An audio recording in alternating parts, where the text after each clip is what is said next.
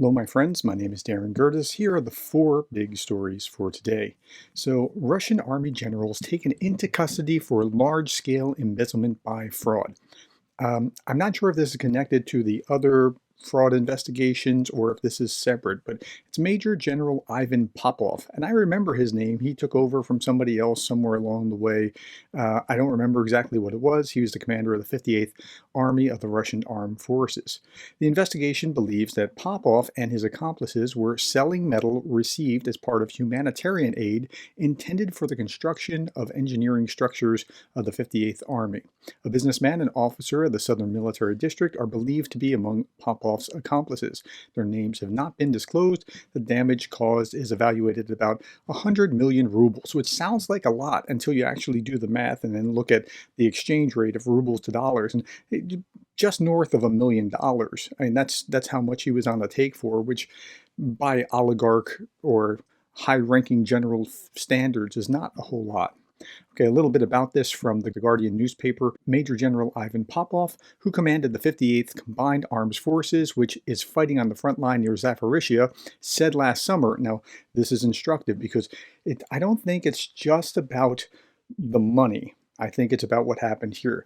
Said last summer that he had been fired after he brought up problems on the battlefield, including the lack of counter-battery fire and deaths and injuries in the army was suffering from Ukrainian attacks.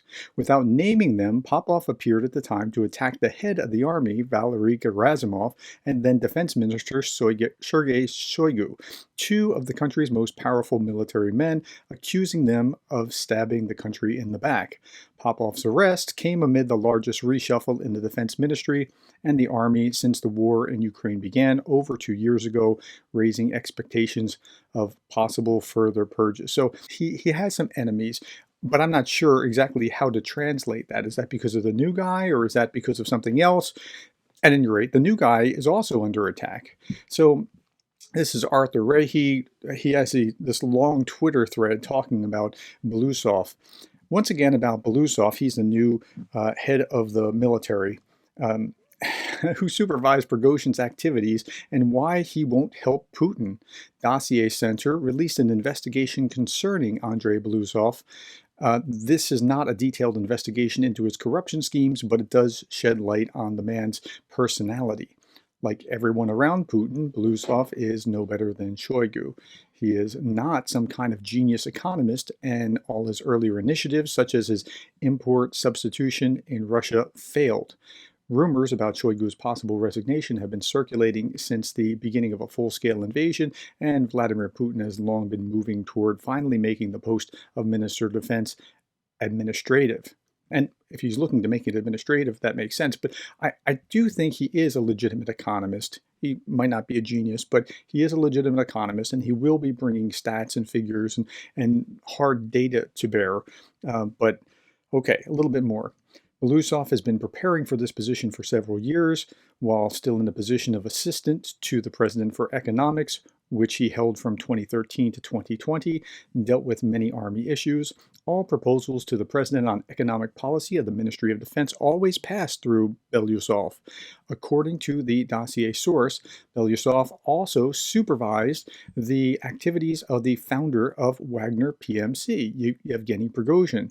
He was of great interest to PMC's, well, okay, let's stop there.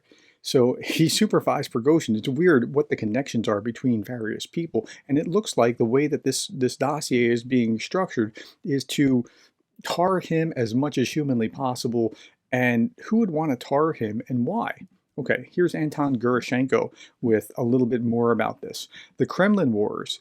It seems that Chemzov, Patrushev, Shoigu, and smaller figures do not intend to put up with the attempt to remove their people from financial flows going through the Russian Defense Ministry. So there are people in power that are still connected to other people that are still profiting off the corruption within the Ministry of Defense. And it's interesting to see, like, just putting the one guy in place when he has no base and has no real allies. I mean, he has Putin, but what will happen there is an open question. An information attack on the newly appointed Russian Defense Minister, Belousov, has started. Dossier Project made a publication about Belousov, which is allegedly based on data from the official's personal mail. This information shows Belousov as an ordinary gray official, petty corrupt adulterer, religious fanatic, a bit of a careerist, and a fool. The publication aims at destroying the image of a super economist who is able to fight corruption in the Ministry of Defense.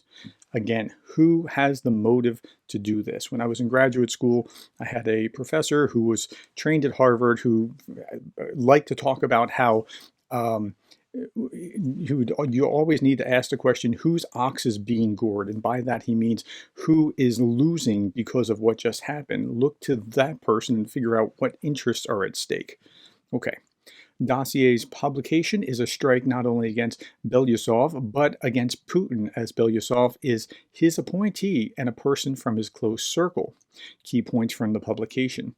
Belousov had a close relationship with Prigozhin. We just talked about it. He was one of the lobbyists for the active use of Wagner PMC in the war, which eventually led Prigozhin's rebellion. They eventually figured out how to fold the PMCs under the military itself. Belousov had sold a villa in Italy and has a Maltese bank account, so he's got money stashed away somewhere. Belousov's sons' businesses have high profits thanks to paternal assistance. Gotta wonder what's going on there. Is he corrupt himself, or are they just tarring him with that? Meanwhile, it's reported that Russian propagandists received instructions to praise Belousov in their shows. Like, remember, state TV has a narrative from the top. There is no doubt that all these internal wars are good for Ukraine. It is desirable that they end with a Prigozhin march, but more effective one. Well, I don't think that it's going to end with a Prigozhin march. I don't think that he has that kind of base or personality from everything that I've read about him, but there are powers that be that are trying to take him down a notch.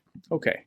Next article. We talked about how 3 times over the last 3 days we saw the U.S. government say, our policy hasn't changed, don't attack Russia.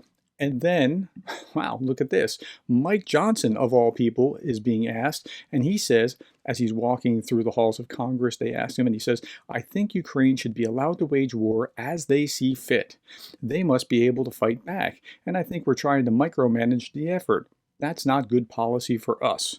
So there's a concerted effort now to push to allow restrictions to come off so that U.S. weapons can be used inside of Russia. Okay, Johnson has his own problems, though. A number of his staffers have resigned. The latest was his communications staffer and other top policy members, and that makes it difficult for him to be able to make things happen. So he's got his own problems. Finally, I want to look at this. I saw this on Twitter and I thought, you know, there's something to that. If Russia doesn't respect our borders, neither will we. And this is Finland talking about, I guess, historic Viking conquest. I'm no scholar of Finland, but what I could detect was, yeah, at least it reached down into Russia and Estonia, but I don't know much more about that. Finally, I put this out on my community tab. If you click this link here, you can shoot a video to ask me a question and then just post that link below. If it's useful, maybe I'll put it into a video and maybe we can interact a little bit more personally. To my board member level patrons, we have to decide whether we're going to do our Zoom meeting this week or in a few weeks into June. Let me know what you think. Thank you for being the kind of person that cares about Ukraine.